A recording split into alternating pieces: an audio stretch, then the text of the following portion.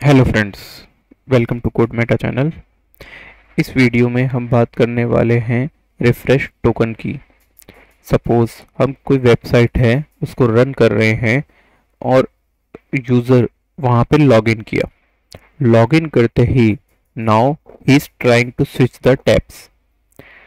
क्या हुआ कि जैसे ही वो टैब स्विच कर रहा है उसी टाइम अगर हमारा टोकन एक्सपायर हो जाता है या फिर इनवैलिड होता है तो वो ये चेक करेगा कि वो उस पेज को एक्सेस करने दे कि नहीं करने दे। उस केस में पहली चीज कि इनवैलिड टोकन काम आता है जो कि चेक करता है कि जो हमारा टोकन है वो वैलिड है कि नहीं है, जिसकी बात हम आने वाली वीडियो में करेंगे। लेकिन उससे पहले हम सेकंड पार्ट की बात करने वाले हैं जिसके अंदर हम टोकन को रिफ्रेश करेंगे। यानी कि अगर हमारी कोई टैब चेंज होती है या कोई डेटा लोड होता है तो उस टाइम हमारा टोकन भी चेंज हो जाए। जिससे क्या होगा कि हमको ये हेल्प होगी कि अगर यूज़र हमारे को अनवांटेड यूज़र उसमें एंटर करने की कोशिश करता है जो कि लॉगिन नहीं है, वो सिस्टम से बाहर आ जाएगा। कैसे देखते हैं। उसके लिए चलते हैं हमारे ग्रो एप्लीकेशन पे। यहाँ पे हम यूज़र को लॉगिन करते हैं हमारे जो आईडी थी उसके थ्रू। जो हमारी आईडी थी वो थी storecart@gmail.com। ये हमारी वर्डप्रेस की एप्लीकेशन है एक्चुअल में। जो हमारा बैकएंड है वो वर्डप्रेस का है और जो हमारी जो फ्रंट एंड दिख रही है वो आपको रिएक्ट की चल रही है।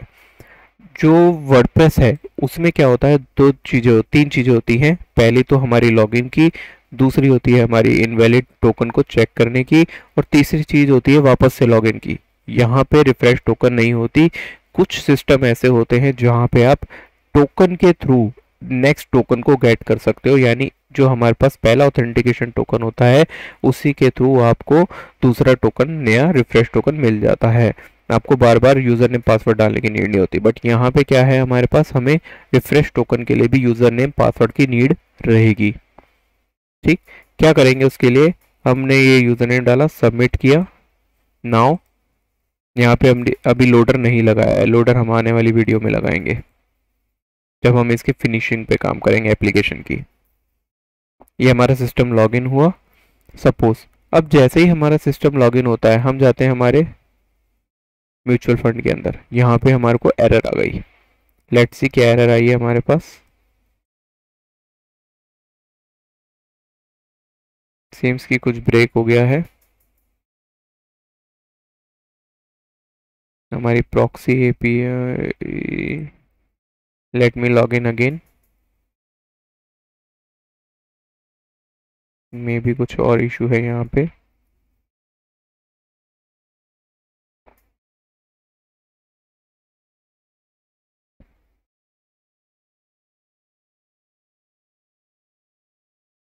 नाउ आ गए हम लॉगिन हो गए। ठीक, अभी अगर आप देखोगे तो हमने क्या किया, यहाँ पे लॉगिन किया और हमारे पास एक ऑथेंटिकेशन टोकन आ गया जो कि हमारे सिस्टम में स्टोर होगा कहीं पे।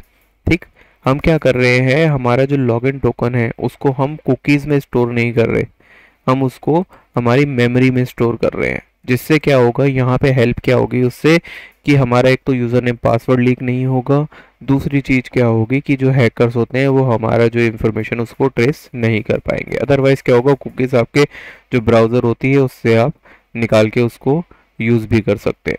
ठीक, जैसे कि आपने देखा कि अभी हम जैसे यूज़र नेम को क्लिक करते हैं यूज़र लिस्ट को, तो यहाँ पे एक आपके पास टोकन ऑथेंटिकेशन आ रहा है। ठीक है, ऑथेंटिकेशन टोकन ये चेंज हो जाएगा। हमने जैसे यूज़र लिस्ट को क्लिक किया यहाँ पे ये देखो ये चेंज हुआ।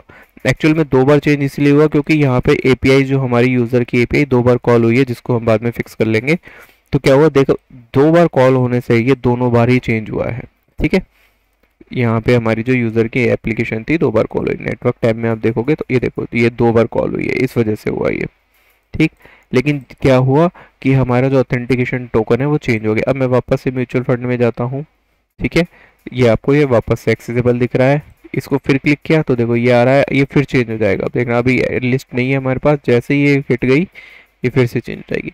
तो ये टोकन क्या हुआ, रिफ्रेश हो गया। अब ये हुआ कैसे, इसको करते कैसे हैं, इसके लिए चलते हैं हम हमारी एप्लीकेशन में।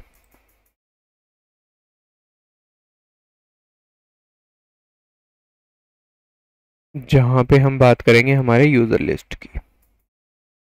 ठीक, क्या करते हैं हम, सबसे पहले हम यहाँ तक सीख चुके थे कि जब हम लॉगिन करते हैं तो उसकी जो लॉगिन एपीआई वो किस तरीके से बनाते हैं और उसकी रिक्वायरमेंट क्या क्या रहती है। इसके लिए हम क्या चलते हैं, सबसे पहले हम हमारी बैकएंड एपीआई में चलते हैं, वहाँ पे हमने क्या क्या चेंजेस किए। एक बार जब हम लॉगिन कर लेते हैं तो उसके बाद सिस्टम में आने के बाद हमें क्या चाहिए होता है, हमें एक प्राइवेट ऑथेंटिकेशन चाहिए होता है, जहाँ पे हम हमारी जो एप्लीकेशन होती है उसे मॉडिफाइड कर सकें, जो हमारी एपीआई रिक्वेस्ट होती है उन्हें मॉडिफाइड कर सकें। अगर हम जो मेन हमारी एप्लीकेशन वो एपीआई होगी, अगर उसको मॉडिफाई करने की कोशिश करेंगे, जो हमारा एंड पॉइंट होता है उसको मॉडिफाई करने की कोशिश करेंगे, तो क्या होगा, दूसरी जो हमारी एप्लीकेशंस होती हैं जो चल रही होती हैं, रिक्वेस्ट होती हैं, वो ब्रेक हो जाएंगे। ठीक, तो हमने क्या किया, एक्सेस डॉट जो क्रिएट किया था बेस यूआरएल के साथ, इसको क्या किया, एक प्राइवेट एक्सेस ले लिया और एक्सेस डॉट क्रिएट करके वही बेस यूआरएल रखा और उसके अंदर हेडर डाल दिया हमने, content type application slash Jason डाल दिया। ठीक, इसको एक्सपोर्ट कर लिया। नाउ अब क्या करते हैं, हमें क्या चाहिए होगा कि हमें एक ऑथेंटिकेशन चाहिए होगा। ठीक, इसके बाद सबसे पहले हमें ऑथेंटिकेशन चाहिए, तो हमें कहाँ जाना है, हमें कस्टम हुक में जाना है, यूज ऑथ के अंदर, जहाँ पे हमने लॉगिन एपीआई बनाई थी। ठीक, इस लॉगिन एपीआई के अंदर हमने यूज़र नेम पासवर्ड पास किया था और इसका डेटा हमने निकाला था। ठीक, क्या किया था, इसको हमने कॉन्टेक्स्ट एपीआई को अपडेट कर दिया था और साथ में हमने यहाँ पे रिस्पॉन्स ले दिया था 200। नाउ अब क्या करते हैं, हम एक रिफ्रेश टोकन नाम का यहाँ पे फंक्शन बनाते हैं जो कि एसिंक रहेगा। ठीक, एसिंक रहा, इसके अंदर ट्राई क्रैच ब्लॉक लगाया, एरर को हमने रिटर्न करा दिया। नाउ क्या किया, वापस से रिस्पॉन्स के अंदर हमने क्या लगाया, अवेट के अंदर एक्सेस डॉट पोस्ट किया, पोस्ट में हमने रेफर लॉगिन यूआरएल लिया, रेफर यानी रिफ्रेश लॉगिन यूआरएल, लेकिन ये क्या है, एक्चुअल में सेम यूआरएल है जो हम टोकन गेट करेंगे, सेम यूआरएल है। क्यों, क्योंकि वर्डप्रेस के अंदर यहाँ पे जो हम जो ऑथ एपीआई का यूज़ कर रहे हैं वो हमारे पास सिर्फ लॉगिन की होती है, यहाँ पे रिफ्रेश टोकन नहीं होता, कि मतलब जो हमारे पास टोकन है उससे हम दोबारा टोकन निकाल लें, वो पॉसिबिलिटी यहाँ पे नहीं है। यहाँ पे यूज़र नेम और पासवर्ड के थ्रू ही आप निकाल सकते हो। ठीक, अब क्या किया हमने, जो हमारा यहाँ पे आया, हमारा रिफ्रेश लॉगिन लिख दिया, यहाँ पे जेसन डॉट स्ट्रिंगिफाई करके क्या किया, यूज़र नेम पासवर्ड लिया। यूज़र नेम पासवर्ड को हमने क्या किया था, हमारी जो कॉन्टेक्स्ट एपीआई थी उसके अंदर स्टोर कराया है हमने। क्यों, क्योंकि अगर हम इसको कुकी में स्टोर कराते तो ये लीक हो जाती, हमने इसको मेमोरी में स्टोर करा लिया। अब क्या किया, मेमोरी में स्टोर करा के हमने इसको मेमोरी से गेट कर लिया यूज़र नेम पासवर्ड को। ठीक, वहीं से कॉन्टेक्स्ट एपीआई के थ्रू, और इससे हमने क्या किया, जो हमारे कॉन्टेक्स्ट करंट कॉन्टेक्स्ट का जो डेटा था स्टोर था, रिजल्ट आने के बाद उसको हमने अपडेट कराया। अपडेट कराने का मेथड क्या था हमारा, कि अगर हमारे पास ऑलरेडी अगर एक कॉन्टेक्स्ट एपीआई है या कोई भी हमारे पास स्टेट्स होती है, उसको अपडेट कैसे करते हैं, हम क्या लिखेंगे, वो स्टेट का नेम सेट स्टेट या सेट जो भी था, ऐसे ही क्या था, यहाँ पे हमने लॉगिन कॉन्टेक्स्ट था, login contact dot set state लिख दिया, लॉगिन स्टेट, और प्रीवियस लिखा ब्रैकेट में, और एक एनोनिमस फंक्शन बना के उसमें रिटर्न क्या करा दी हमने, वापस से प्रीवियस स्टेट और टोकन, जो करंट रिजल्ट आया ना टोकन वाला, ये वाला, इसको सेम वेरिएबल के अंदर पास कर दिया 3 डॉट के साथ। ठीक, ये पास कर दिया, और जो टोकन था इसको हमने रिटर्न करा दिया। अब क्योंकि ये टोकन हमें चाहिए इसीलिए हमने इसको रिटर्न में कराया है, यहाँ पे हमने स्टेटस नहीं कराया, हमको टोकन चाहिए था इसलिए टोकन को रिटर्न कराया। नाउ इसको हमने यहाँ पे रिटर्न में पास कर दिया रिफ्रेश टोकन में, ताकि जहाँ भी हम यूज ऑथ हुक को कॉल करेंगे, डेटा लेंगे, वहाँ पे हम रिफ्रेश टोकन को गेट कर सकें। नाउ अब क्या करते हैं, हम चलते हैं हमारे एक प्राइवेट हुक की तरफ, जहाँ पे हम क्या करते हैं, यूज प्राइवेट ऑथ नाम का एक फाइल बना लेते हैं। ठीक है, जिसमें क्या करेंगे, हम सारे चेंजेस को करेंगे। यहाँ पे अब फाइल नेम पे मत जाइएगा, फाइल नेम थोड़ा सा मिस्टेक है, चेंज कर दिया है। क्या करना है हमें, कि जैसे ही हमारे पास टोकन आ गया, हम चलते हैं हमारे हुक में, यहाँ पे क्या करेंगे, हम use private auth hook access नाम का एक फंक्शन बना लेंगे। ठीक है, और इसको हमने नीचे इसको एक्सपोर्ट करेंगे डिफ़ॉल्ट के साथ। जो हमारा हुक होता है, अगर हम कस्टम हुक बनाते हैं तो उसको डिफ़ॉल्टली सबसे एंड में ही एक्सपोर्ट करते हैं, यहाँ पे कंटिन्यू एक्सपोर्ट नहीं कर देंगे। ठीक है ना, क्या करेंगे हम, यहाँ पे सबसे पहले हम प्राइवेट एक्सियोस को लेंगे, जो कि हमने यहाँ पे बैकएंड एपीआई में बनाया था। ये वाला। पहला हमने यहाँ से हमने हमारा टोकन निकाल लिया, रिफ्रेश टोकन निकाल लिया, वापस से हिट करके इस रिफ्रेश टोकन को हमें कहीं पे पास करना होगा। ठीक, वो कैसे पास करेंगे, क्योंकि ऐसा तो हो नहीं सकता हम किसी एपीआई में डायरेक्ट इसको लगा दें। अब चलते हुए में एपीआई में वापस से लगा दिया और वापस से यूज़र नेम पासवर्ड से हम डेटा निकालेंगे और वो यूज़ हो जाएगा, ऐसा नहीं होगा। हमारे पास जो हमारी कॉन्टेक्स्ट एपीआई चल रही है उसी के अंदर हमारे को टोकन अपडेट कराना होगा। ठीक है, तो उसके लिए क्या किया हमने, बैकएंड एपीआई से हमने ये जो प्राइवेट वाला टोकन बनाया था, अब ये यूज़ करेंगे। हम क्या करेंगे, यूज़ ऑथ करेंगे। यूज़ ऑथ से क्या किया हमने, रिफ्रेश टोकन निकाल लिया जो हमारा यहाँ पे था। ये जो हमने रिफ्रेश टोकन का फंक्शन बनाया है इसको हमारी प्राइवेट एपीआई में यहाँ पे निकाल लेंगे। हमारी कॉन्टेक्स्ट एपीआई से हम क्या निकालेंगे, लॉग इन कॉन्टेक्स्ट भी निकाल लेंगे। ठीक, जिसको हमने यहाँ पे डिफाइन कर दिया। नाउ अब क्या करना है कि जब भी हमारा जो फंक्शन है वो चले, यानी जैसे ही लोड हो उसी टाइम हमारे को रिस्पॉन्स के अंदर चेंजेस करने हैं, जो भी हमारे पास रिस्पॉन्स होता है। तो यूज इफेक्ट क्या करता है हमारा, अगर हम इसको ब्रैकेट के साथ चलाते हैं, ओनली ब्रैकेट के साथ चलाते हैं, तो जैसे ही पेज लोड होता है उसके ऊपर चलता है। लेकिन हमें ये क्या करना है कि अगर हमारे लॉगिन की स्टेट चेंज होती है तो एक तो ये रिफ्रेश हो जाए, ये टोकन चले, और अगर रिफ्रेश टोकन नाम का एक फंक्शन कॉल होता है तब चले। यानी हमारा जब रिफ्रेश टोकन ये चलेगा, जैसे ही हमने किसी चीज़ को हिट किया और वो रिफ्रेश हुई, जैसे ही हमारा रिफ्रेश टोकन हिट हुआ तो उसी टाइम हमारा ये यूज़ जो इफेक्ट है ये फंक्शन भी चल जाए। यानी बेसिकली हम इस हुक को कॉल करेंगे उसी टाइम पे। ठीक, क्या होता है अब, जो हमारी जो प्राइवेट एक्सियोस होगी उसको हमें बीच में ही, मिड में ही चेंज करना होगा। कैसे कि हम क्या करेंगे, प्राइवेट एक्सियोस, दो तरीके की चीज़ें होती हैं प्राइवेट एक्सियोस को चलाने के, दो तरीके होते हैं। जावा स्क्रिप्ट में एक मेथड होता है इंस्पेक्टर्स। ठीक, जावा स्क्रिप्ट का जो इंस्पेक्टर मेथड था वो अब हमारे एक्सियोस के साथ भी काम करता है, पहले नहीं करता था बट अब करता है। तो क्या करना है, हमको एक रिक्वेस्ट होती है यहाँ पे और एक होता है रिस्पॉन्स यानी पोस्ट। ठीक है, सबसे पहले हम रिक्वेस्ट की बात करते हैं। जो हमारा इंस्पेक्टर होता है उसमें रिक्वेस्ट की बात करें तो हमने क्या लिखा, रिक्वेस्ट इंटरसेप्ट लिख दिया। ठीक है, ये रिक्वेस्ट इंटरसेप्टर प्राइवेट एक्सियोस के अंदर, यानी जब भी हमारा प्राइवेट एक्सियोस रन हो जाएगा उसी टाइम उसके अंदर चेंजेस होंगे। तो उसके लिए क्या लिखेंगे, private Axios dot interceptor dot request dot use. Request यानी रिक्वेस्ट करने के लिए यूज होती है। अब रिक्वेस्ट में हम कुछ डेटा भेज नहीं रहे क्योंकि हमने उसमें कोई चेंजेस नहीं करना। अगर रिक्वेस्ट के अंदर कोई चेंजेस करने होते हमें एट ए टाइम तो हम यहाँ पे चेंज करते। इसका जो डिफ़ॉल्ट जो पैरामीटर होता है वो कॉन्फ़िग होता है। कॉन्फ़िग के अंदर हमारे पास आता है हेडर। हेडर में ऑथराइजेशन के अंदर हमने क्या किया, अगर वो सेट नहीं है यानी स्टार्टिंग के अंदर जब वो रन हुआ, हाँ सॉरी कॉल आ गया था बीच में ना, कहाँ थे हम कि हाँ यहाँ पे थे कि अगर हमारा first time configuration authentication set नहीं है तो वो क्या करता है, ऑथेंटिकेशन के अंदर हमारा जो बैरियर है ये हम ऑथेंटिकेशन के लिए यूज़ करते हैं यहाँ पे, और इसके आगे हम टोकन देते हैं। बैरियर के आगे हम टोकन देते हैं जो हमारा APIs होती हैं, जिसको अगर हम हिट करते हैं रेस्ट API को तो इसके लिए हमारे पास यहाँ पे बैरियर के अंदर ऑथराइजेशन के अंदर हम यहाँ पे एक टोकन देते थे। तो ये जो config डॉट हेडर्स होता है जो उसमें ऑथराइजेशन होता है, इसके अंदर हमने क्या किया, बैरियर, और जो हमारा कॉन्टेक्स्ट API थी यानी फर्स्ट टाइम बंदा हमारा लॉगिन होना ही चाहिए तभी हमें वहाँ से वो जो ऑथेंटिकेशन टोकन है मिलेगा और उसी के थ्रू हम एंटर होंगे यहाँ पे, अदरवाइज नहीं हो पाएंगे। और अगर मान लो कि ये चीज़ रिक्वेस्ट जाती है और कोई एरर आ जाती है तो हम क्या करते हैं, प्रॉमिस डॉट इजेक्ट करके वो एरर डाल देते हैं रिटर्न करके। ठीक, अब ये रिक्वेस्ट इंटरसेप्ट क्यों लिखा यहाँ पे, इसको हमने एक फंक्शन में, इसको एक वेरिएबल में हमने क्यों लिया, इसका भी रीज़न है।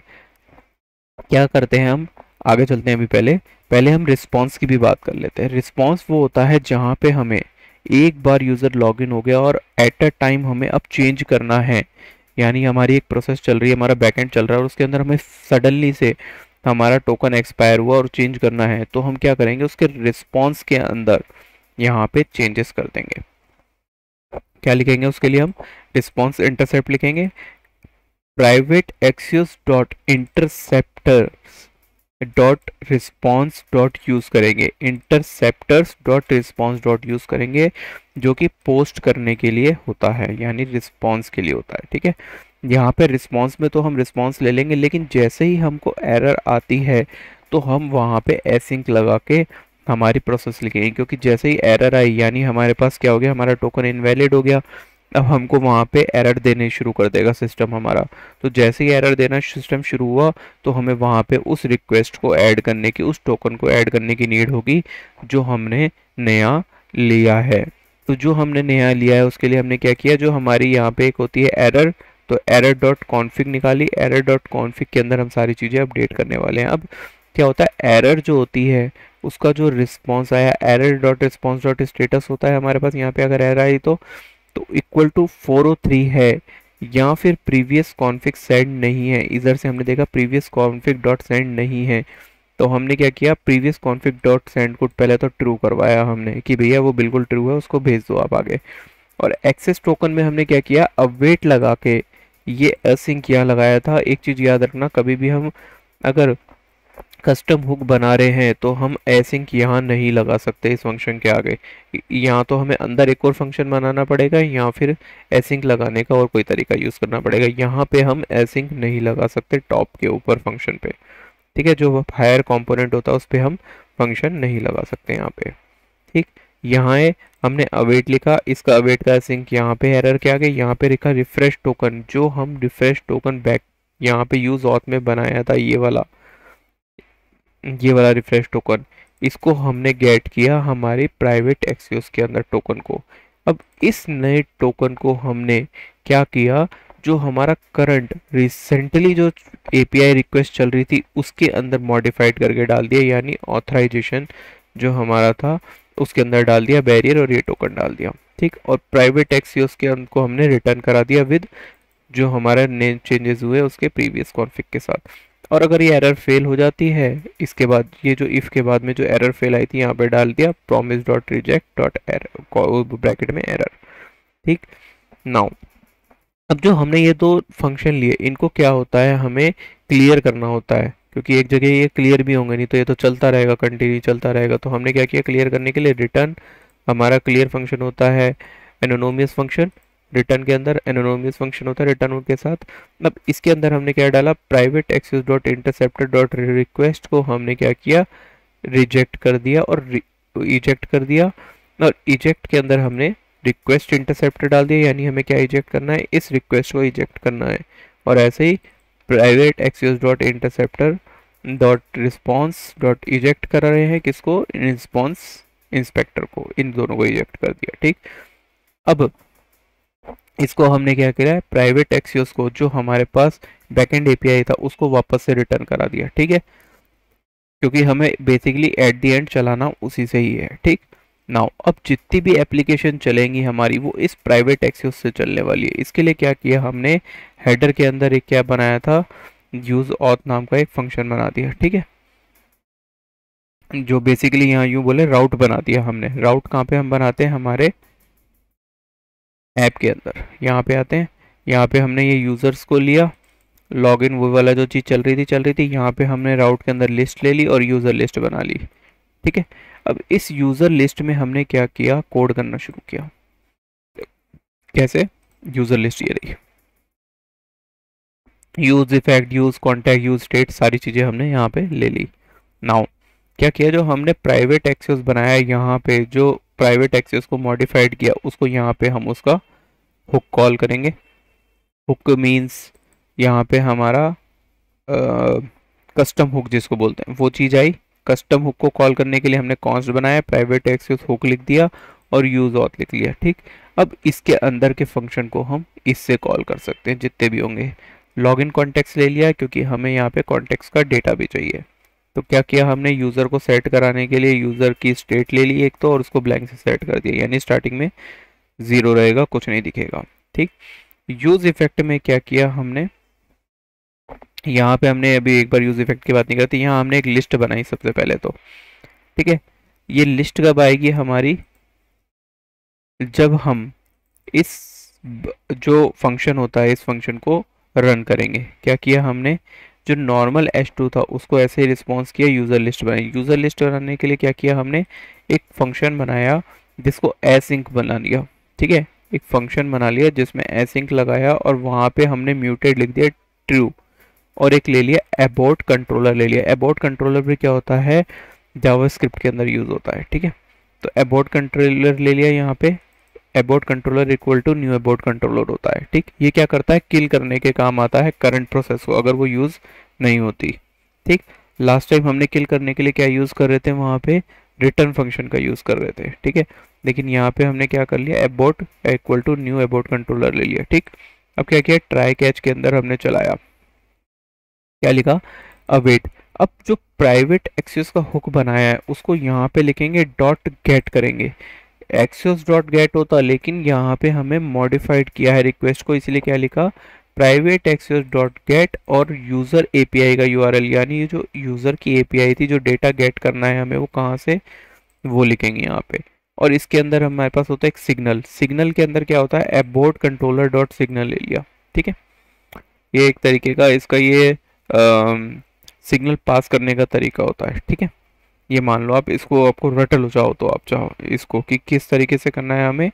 जब भी हमें यहाँ पे सिग्नल, हमारे पास जो फ्रिक्वेंसी चल रही है उसको कैंसिल करना है मल्टीपल फ्रिक्वेंसी को, तो हम इस तरीके से लिख सकते हैं, signal abort controller dot signal लिख लिया। ठीक है, हेडर्स के अंदर हमने कंटेंट टाइप डाला, ऑथराइजेशन टोकन के अंदर हमने क्या लिखा, बैरियर, और जो हमारी कॉन्टेक्स्ट एपीआई थी उससे टोकन निकाल लिया। ठीक, इसको इसमें डाल दिया, रिस्पॉन्स आ गया। रिस्पॉन्स में हमने क्या लिखा कि अगर वो म्यूटेड है, हमने म्यूटेड किया हुआ है ट्रू, एंड सेट यूज़र करेंगे हमारा रिस्पॉन्स डॉट डेटा, यानी हमने हमारी स्टेट को अपडेट करा लिया। ठीक, स्टेट को अपडेट करा लिया, और जो हमारा अगर मान लो ये सारी चीज़ें होके बाहर आ जाता है ये ट्राई कैच से, तो हमने क्या कराया, एक रिटर्न कराया। एरर नहीं आती तो हमने क्या कराया, रिटर्न कराया।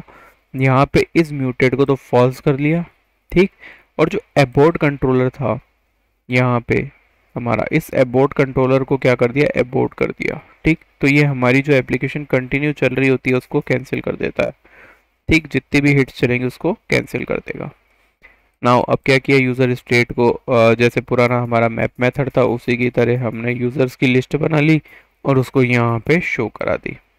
ठीक, यूज़र नेम, और यहाँ पे हमारा जो टोकन था वो दिखा दिया ताकि आपको दिखता रहे कि वो टोकन चेंज बार बार हो रहा है।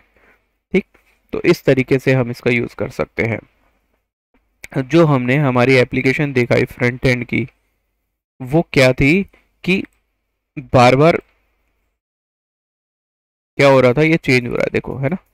ये क्या है, यूज़र लिस्ट, यहाँ पे इसका कोई रोल नहीं है। ये टैब मैं अभी वापस से हटा दूंगा, इसका कोई रोल नहीं है। ये जस्ट दिखाने के लिए बताया है कि इस तरीके से हमारा जो ऑथेंटिकेशन होता है वो चलता है, जो हमारा रिफ्रेश टोकन होता है वो इस तरीके से काम करता है। ठीक, होप दोस्तों आपको समझ आया होगा। समझ नहीं आया तो आप अपने फीडबैक यहाँ पे कमेंट बॉक्स में दे सकते हैं। और अगर आपने कोड मेटा चैनल को अभी तक सब्सक्राइब नहीं किया है तो सब्सक्राइब बटन ज़रूर दबाएं ताकि आने वाली वीडियो के नोटिफिकेशन आपको मिलते रहे। मिलते हैं नेक्स्ट वीडियो में एक नए टॉपिक के साथ, तब तक के लिए take care and good bye.